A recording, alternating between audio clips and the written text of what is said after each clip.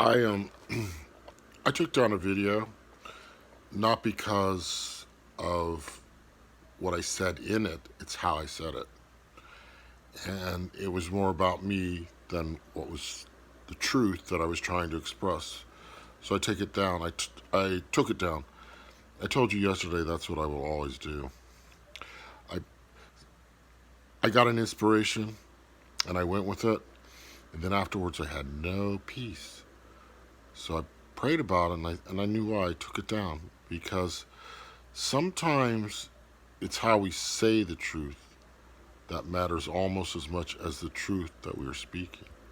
If we say it with any kind of hostility or anger or whatever that's inappropriate, you're not going to get any message across. So I took it down.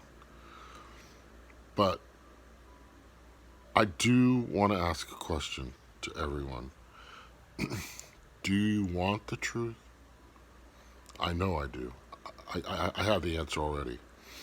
I know I do, because the truth is painful, and I've dealt with personal truth, and I've dealt with spiritual truth, religious truth, and I've researched and studied, and like I said, I'm a student of history, and I found out the absolute, utter truth about everything. Not on my own authority, on the authority of those that know better.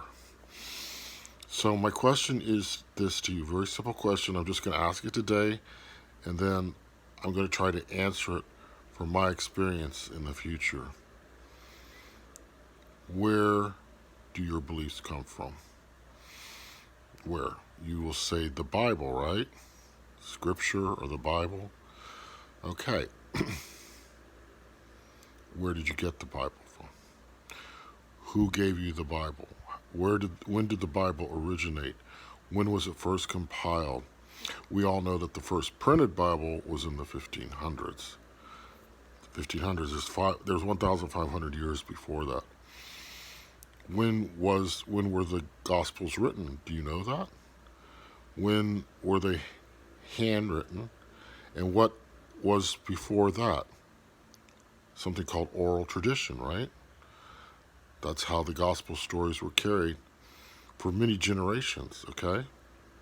So, what is the Word?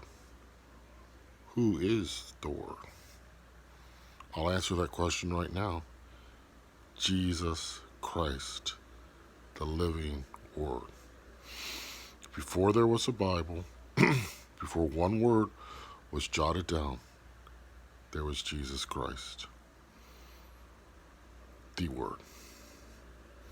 John says it, and the Word, yes, and the Word, and he's referring to Jesus. So my question still stands. Do you want the real truth, or do you want a watered down truth, or do you want something that confirms everything that you thought was true? I don't. I want absolute truth, and I've found it. And I'm going to try to share it with you if there's time. But I have to share it in a way that isn't hostile, negative, derogatory, condemnatory towards anyone. But I promise, Jesus, that's what I would use this channel for, as a platform for truth. Anything I say to you is absolute truth.